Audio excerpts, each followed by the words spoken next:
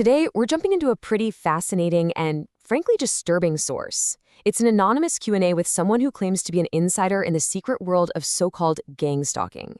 We're going to break down exactly what they said piece by piece to build a picture of this alleged hidden industry.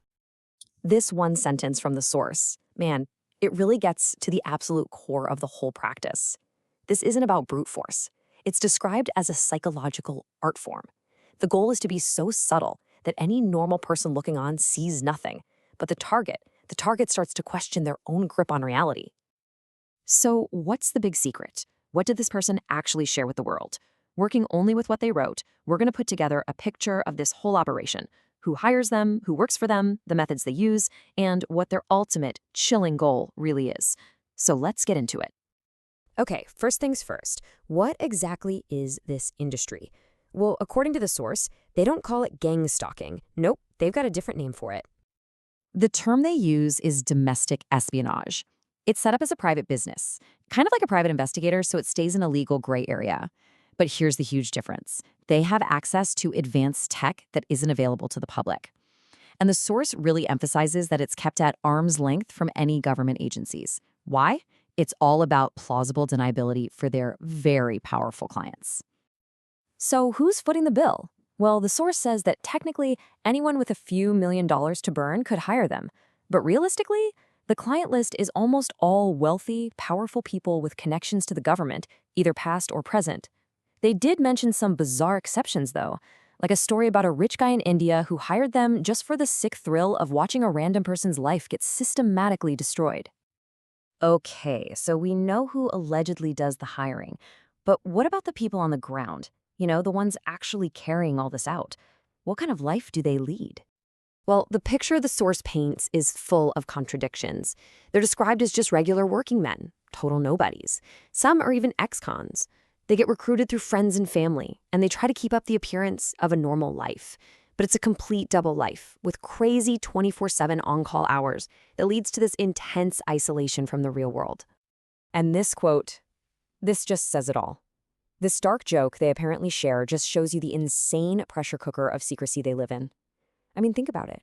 Your job is so secret, so bizarre, that telling your wife you're having an affair is actually a more believable cover story than telling her the truth. That's wild. So let's get into the methods, the actual playbook. How do you go about building a campaign of psychological warfare?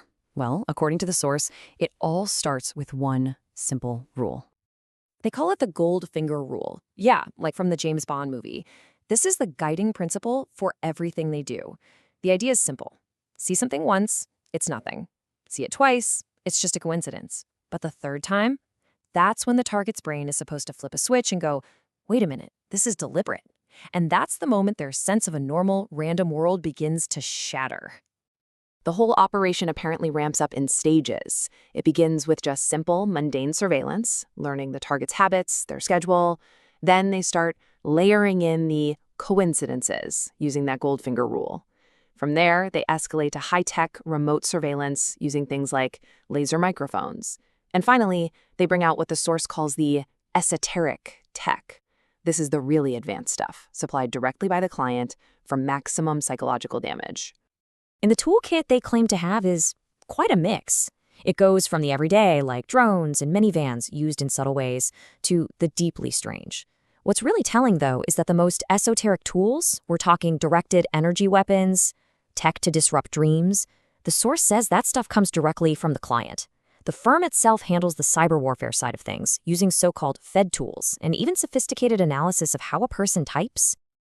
So, all these tactics, all this crazy technology, what's it all for? What is the actual objective here? The source is crystal clear on this point. It is not about causing physical harm.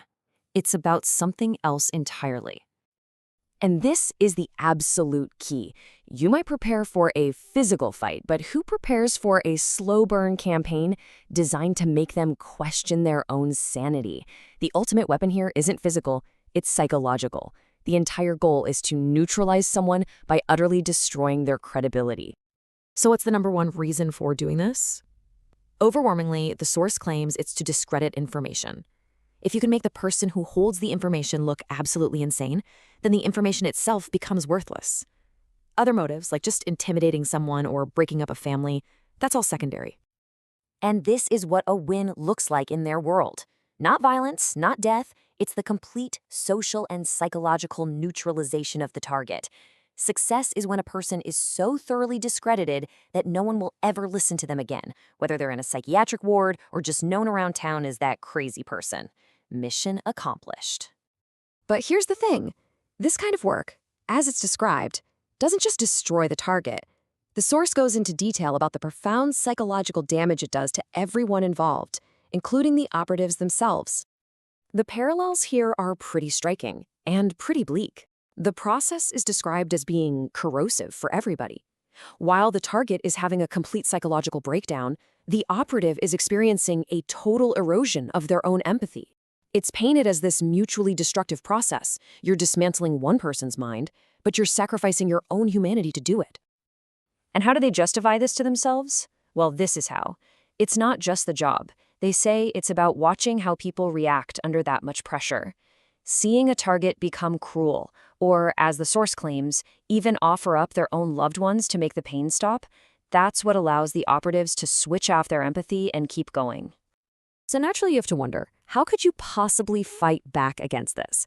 Well, according to the source, most of our natural instincts are completely wrong.